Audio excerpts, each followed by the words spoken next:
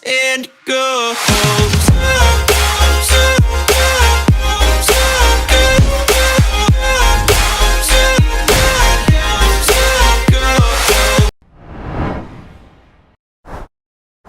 Adik-adik semua, ketemu lagi dengan saya Antonius Rio, dan kali ini kita akan mempelajari materi selanjutnya tentang fisika, yaitu gelombang cahaya.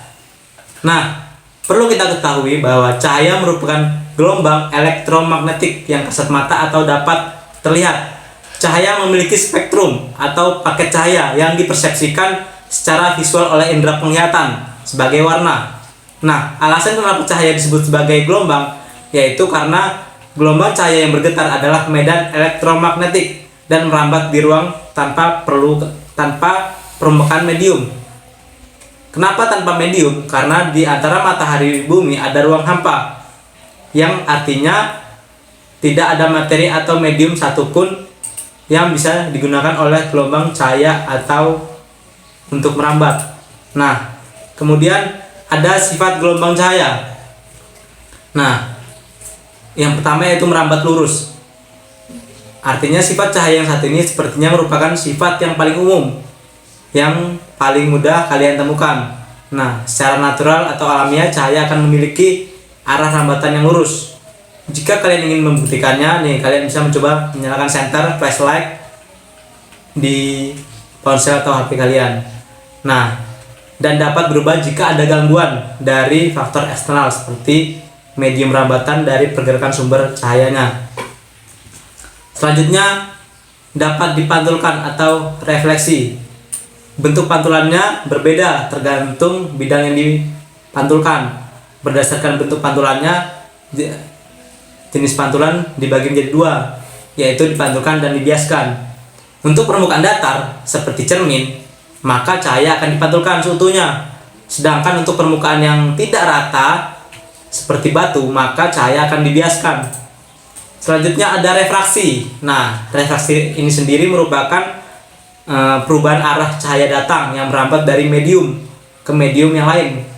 Pembiasan biasanya terjadi karena adanya perbedaan indeks bias, dan besarnya perubahan arah yang dihasilkan tergantung dengan indeks bias kedua mediumnya. Contoh yang paling sering kita temukan yaitu sedotan dalam gelas yang berisi air yang terlihat seakan-akan patah. Hal ini dikarenakan udara dan air memiliki indeks bias yang berbeda. Kemudian ada dispersi atau dapat diuraikan. Nah, dispersi ini sendiri merupakan proses terurainya atau terpisahnya cahaya putih atau cahaya polikromatik menjadi cahaya monokromatik dengan panjang gelombang yang berbeda setelah melewati sebuah medan pembias seperti prisma yang terbuat dari bahan gelas bening atau yang sering kita temui sehabis hujan, yaitu pelangi. Kemudian absorpsi atau dapat diserap. Ketika sebuah bahan atau material transparan yang terkena cahaya, maka sebagian energi cahaya tersebut akan terdisipasi atau berkurang oleh material atau bahan tersebut menjadi energi panas. Kenapa hal ini terjadi secara alamiah pada mata kita untuk melihat warna di sekitar kita? Kemudian ada polarisasi atau dapat disearahkan. Nah, polarisasi ini sendiri merupakan keadaan di mana intensitas cahaya berkurang dikarenakan sifat cahaya yang secara natural tegak lurus dengan arah perambatannya, sehingga cahaya terbatas untuk satu arah bidang. Dan jika diarahkan ke media polarisator, intensitas cahaya berkurang akibat berkurangnya komponen gelombang cahaya. Nah, contohnya penerapan sifat ini yaitu filter pada kamera kalian. Kemudian yaitu dapat menembus benda bening.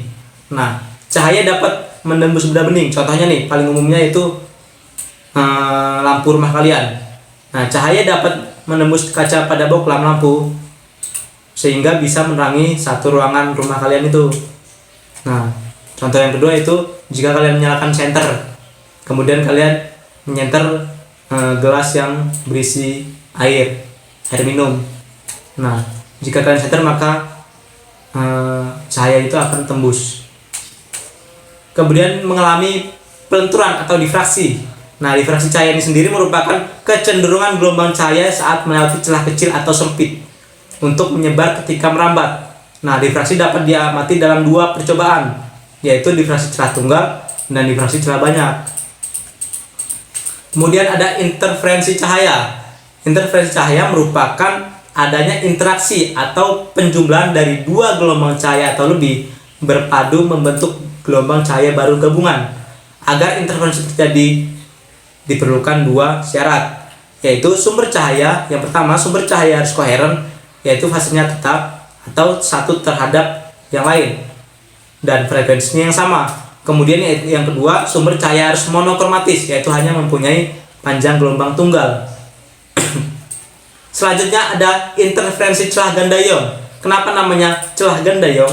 Nah, sejarahnya itu Thomas Young, seorang fisikawan yang banyak berkontribusi di bidang cahaya, mekanika, energi, dan yang lainnya, melakukan percobaan mengenai interferensi cahaya celah ganda dan berhasil mendemonstrasikan interferensi cahaya pada tahun 1801. Nah, yang sekarang dikenal dengan interferensi celah ganda ion. Interferensi memiliki dua sifat yang bertolak belakang, yaitu membangun atau disebut interferensi konstruktif dan atau interferensi destruktif. Akibat dari kedua sifat ini, interferensi cahaya memiliki dua pola, yaitu pola terang dan pola gelap. Kemudian, di pola terang ini dihasilkan karena superposisi yang konstruktif atau saling menguatkan. Nah, untuk pola gelap dihasilkan karena superposisi yang destruktif atau saling melemahkan. Kemudian di dalam interferensi celah ganda ion terdapat dua persamaan, yaitu persamaan untuk interferensi maksimum pola terang di P pola terang, dan yang kedua persamaan untuk interferensi minimum di P pola gelapnya.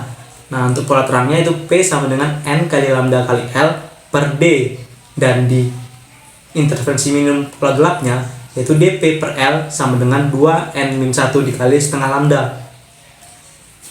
Kemudian ada interferensi selaput tipis. Nah, sesuai dengan namanya, interferensi ini terjadi pada lapisan tipis, contohnya seperti sabun dan minyak. Nah, pada percobaan ini didapatkan bahwa jika sinar monokromatik mengenai lapisan tipis, maka sebagian cahaya akan dipantulkan dan sebagiannya lagi akan dibiaskan, kemudian dipantulkan lagi. Kombinasi keduanya akan menyebabkan terjadinya interferensi. Nah, selanjutnya ada persamaan untuk interferensi maksimum di P, yaitu pola terangnya. Persamaannya yaitu 2N D cos R sama dengan 2M plus 1 dikali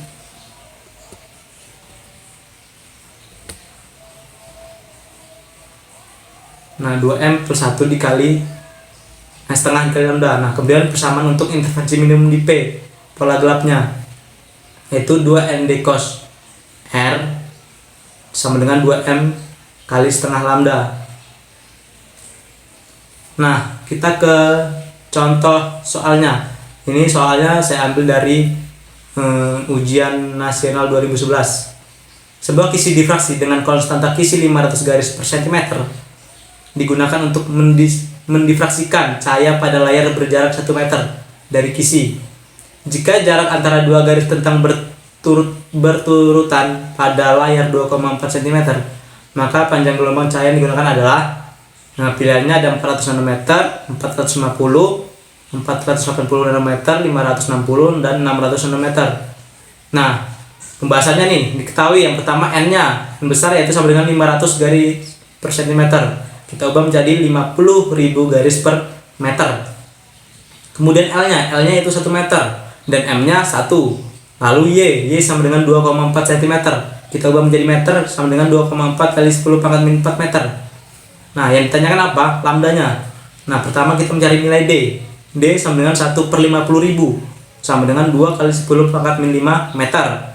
Selanjutnya DY per L sama dengan M kali lambda. D-nya yaitu 2 kali 10 pangkat 5 dikalikan 2,4 kali 10 pangkat min 4 per L-nya yaitu 1 sama dengan M-nya 1 dikali lambda, karena lambdanya yang dicari ya. Nah, lambda sama dengan 4,8 dikali 10 pangkat min 7 meter atau sama dengan 480 nanometer. Nah, kita ke ciri-ciri gelombang cahaya. Ciri-ciri gelombang cahaya yang pertama yaitu gelombang cahaya bisa merambat dalam ruang hampa dan tanpa medium apapun karena merupakan gelombang elektromagnetik ini. Nah, yang ciri-ciri kedua yaitu gelombang cahaya merupakan gelombang transversal. Hal ini karena arah rambatannya tegak lurus dengan arah getarannya.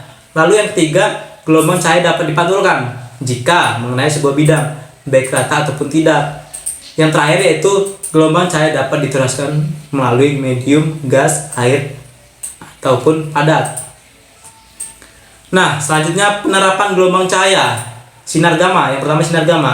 Sinar gamma banyak dimanfaatkan dalam dunia pengobatan seperti untuk mendiagnosis dan terapi kanker dan juga membantu perkembangan dalam bidang pengetahuan astronomi dan fisika.